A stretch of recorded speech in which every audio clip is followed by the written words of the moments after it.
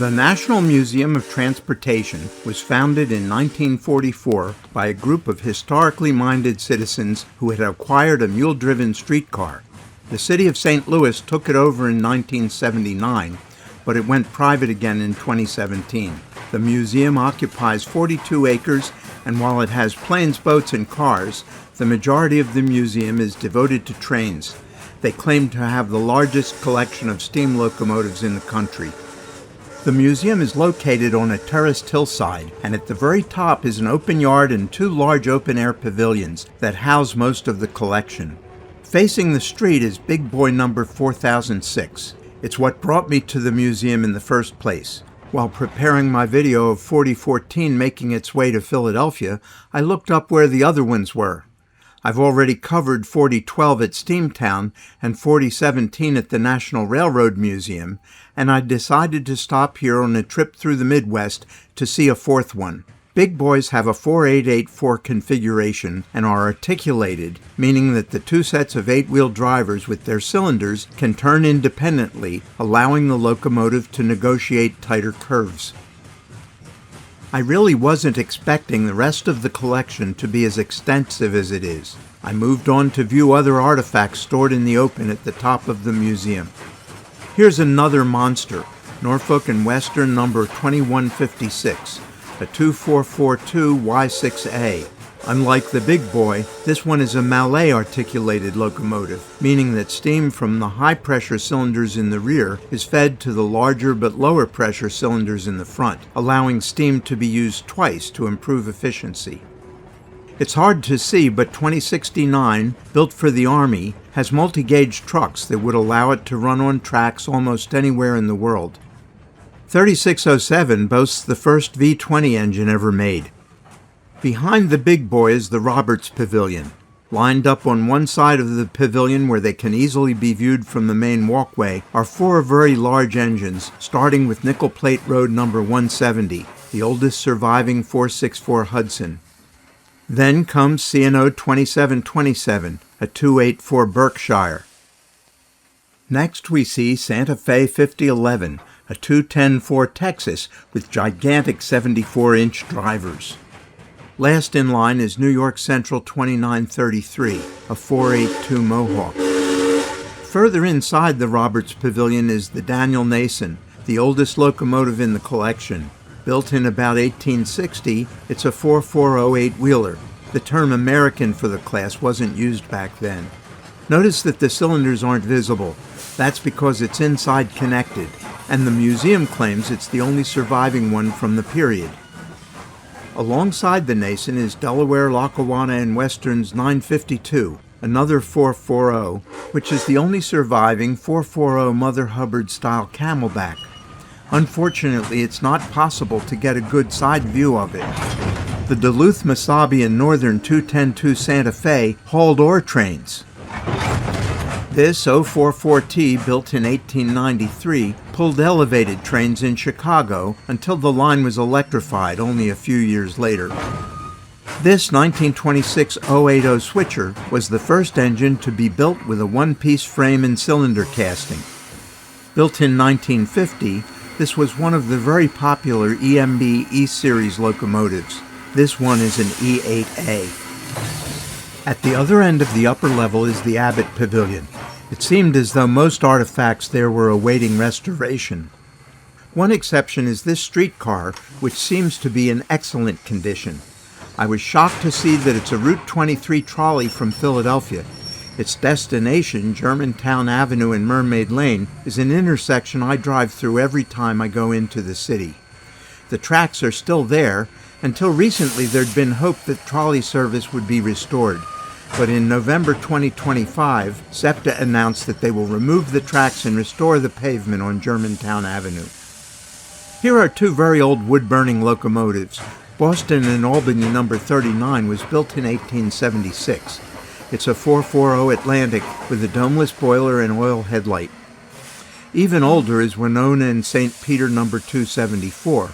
Also a 440 American built by Baldwin in 1873.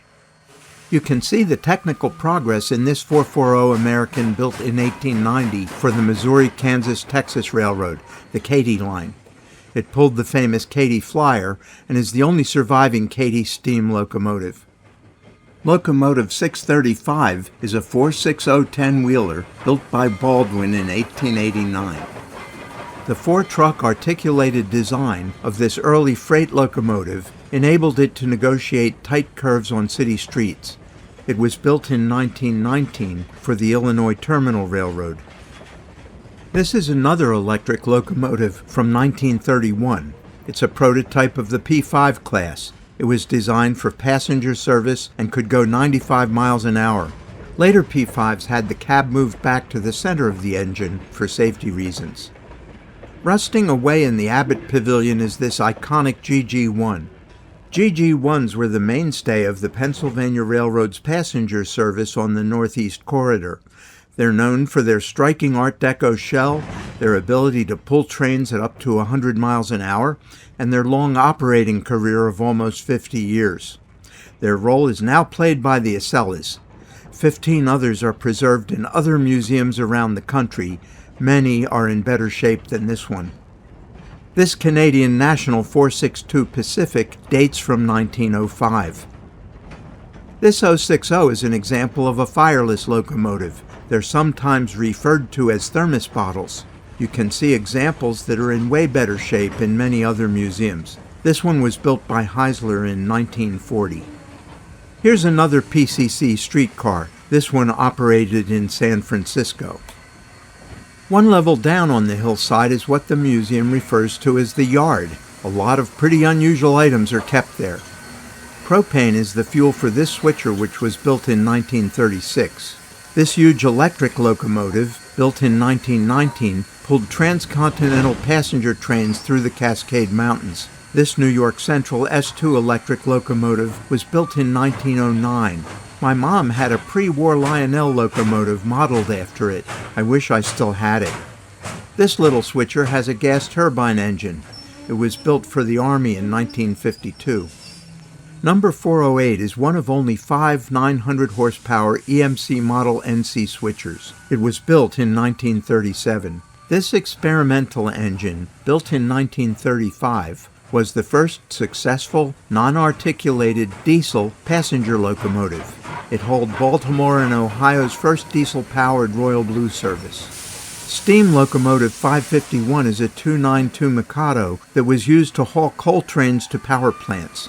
The gaudy colored paint on engine 724 is there to help visitors differentiate the components of a steam locomotive. A relatively recent artifact, this colorful caboose was built in the late 1980s. Baldwin built number 1621 in 1918. It's a 210 decapod. It's strange to see coupling rods on a diesel. This one uses them to transfer power to the front wheels from the rear ones, which are powered by a chain drive from the engine. This power storage car, named Silver Charger, was part of the General Pershing Zephyr, built by Budd in Philadelphia in 1939. It was the 9th and last Zephyr train set to have this shovel nose styling. The Zephyr combined the then-new diesel power with lightweight stainless steel construction, and the first one created a sensation, drawing crowds that totaled almost 500,000 people, including 109,000 in New York, as it made a promotional tour from Philadelphia to Chicago. Adjacent to the yard is the former Barrett Station Depot, now a small museum that, among other things, houses these models of the Texas in general from the Civil War's Great Locomotive Chase, and this double helix American Flyer display that includes a bridge made from an erector set.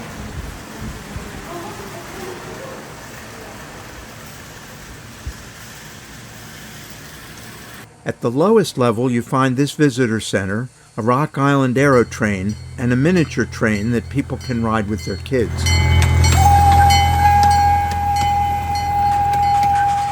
The aero train was a General Motors failure. They were underpowered and uncomfortable, and only 2 were ever built.